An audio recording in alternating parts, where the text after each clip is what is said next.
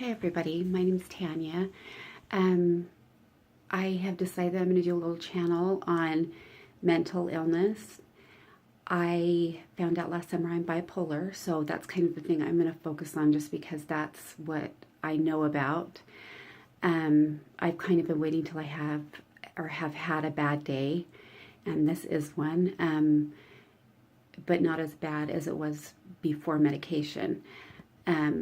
My bipolar is bipolar 2. I just have the depression. That's kind of the main feature. But then my manic, unfortunately for everyone, is just stress and frustration and anger and irritation. So there's not really anything, I guess, good that comes from that. Not that there would be just with the regular mania either, but I just think about like how it affects other people in my family.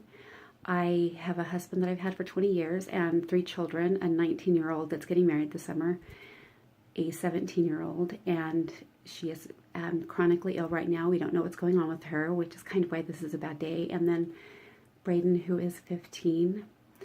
I found out, like I said, last summer, but I've known from the time I was a little girl that there was something wrong.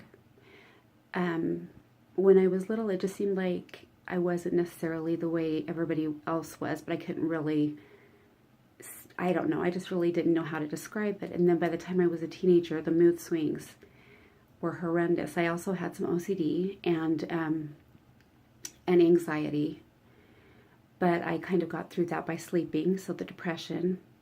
And so it's just really like the mood swings. When they started, they never ended. My mom says that I was the worst kid in the house because, like my brothers and sisters drank and did drugs and did stuff like that. I never did, but it was my mood swings. So, when I got married, everything was fine for like a couple years. Then when we started having problems, the mood swings kind of started again.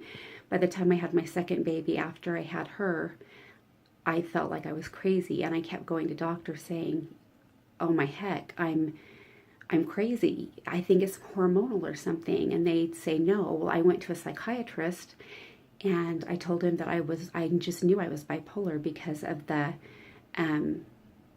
rapid cycling, because that's what I thought I had. And he's like, "Oh, you definitely do not have it." Well, that would have been 17 years ago, so I understand why it may have been misdiagnosed then. So for all of these years since then, I have been able to manage, but not for long periods of time. And when I say mood swings, I'm not talking about a bad day. I'm talking about you're talking to me and I'm happy and calm. Then you're talking to me and I want to rip your face off. So the ones that I tried to keep that from were my children, and I was able to do that, I think, pretty well. But then it eventually got to the point where me talking to their dad that way, I would see the looks on their faces and think, "Oh my gosh, I'm doing something wrong." And in my mind, I wasn't. I was 100% right in everything that I was doing, everything that I was saying. My husband would keep saying, "Maybe you need to go talk to somebody and they can help you figure out why you're so angry." And for a year, I was like, "Why don't you go talk to somebody? Because you're the problem in the situation." And finally, when I went and talked to her, a couple of the things I said kind of triggered the diagnosis. One of them was the mood swings. The other was I really like to drive fast. And at that time, I really felt like I was probably the best driver.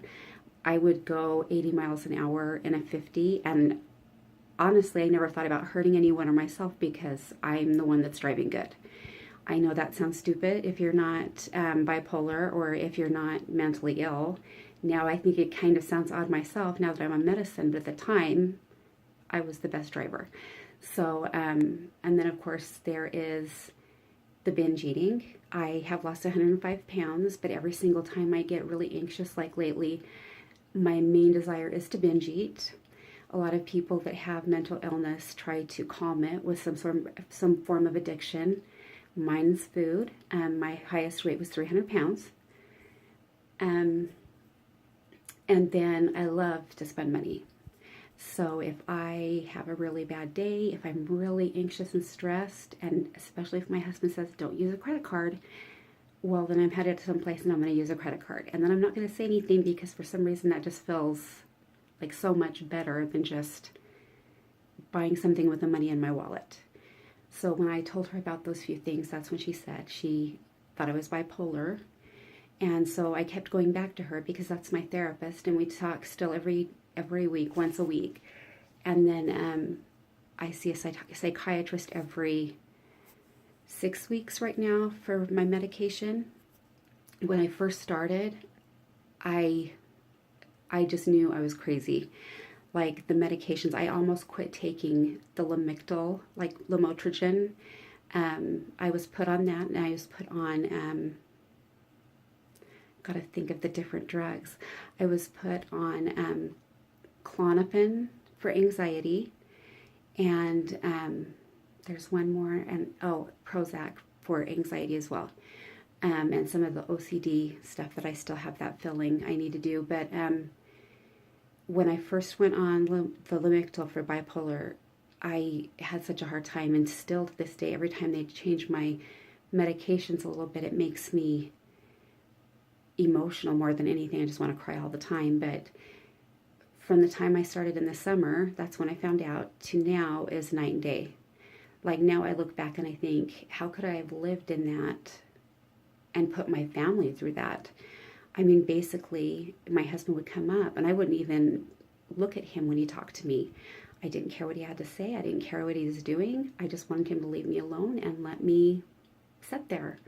And I stopped doing everything in the house, anything and everything. No cleaning, no, barely any cooking. And then everything just started going to crap anyway. So he's working 3 jobs. I'm working full time. We've got our children, and I'm doing nothing. Now I look back at that time and I think, how could I have done that? But I also know that that wasn't really me doing that. It was just my way of kind of pulling into myself. So I just want to tell you guys, I plan on continuing to try to visit with you guys a little bit. It's really hard sometimes to talk about what it was like, because there's such, like, still, like today, my problem is anxiety.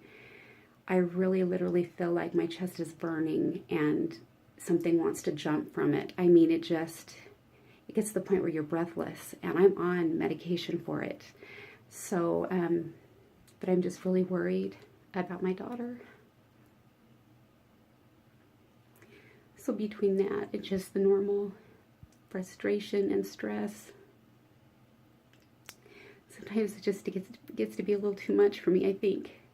And I know that other people feel like that, but some of us can't handle it as well as others.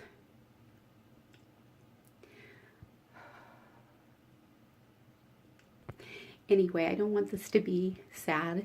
I don't want this to be about the bad things about mental illness only. I want it to be about positive things of mental illness.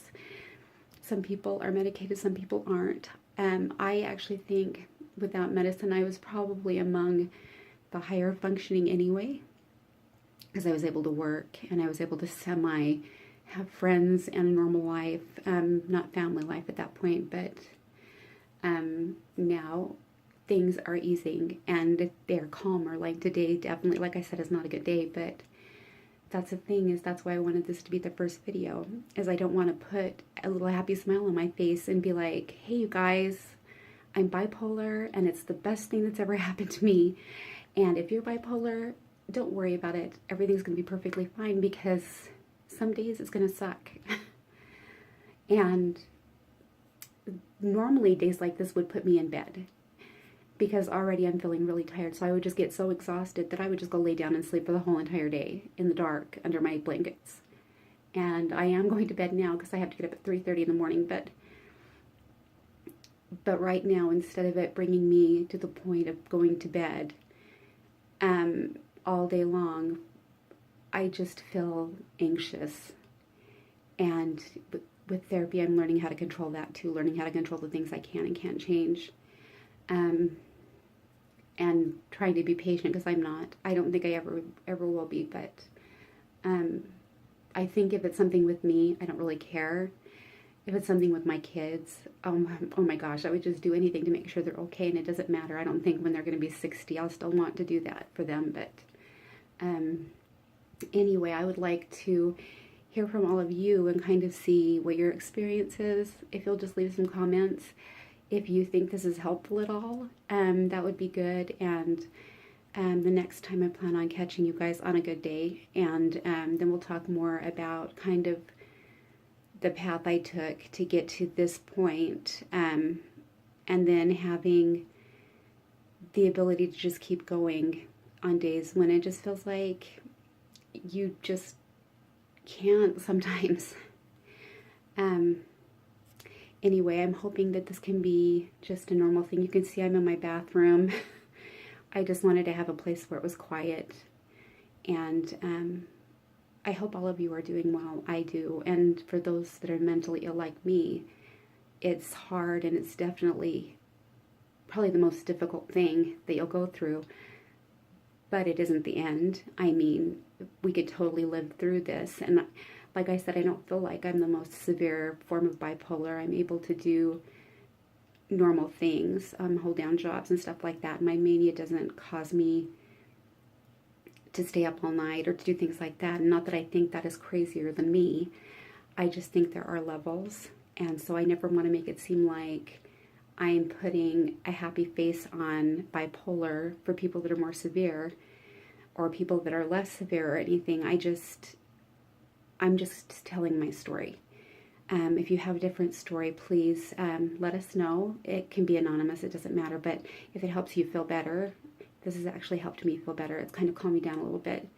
So I hope that this helps you guys at all. And I hope to talk to you again. Bye.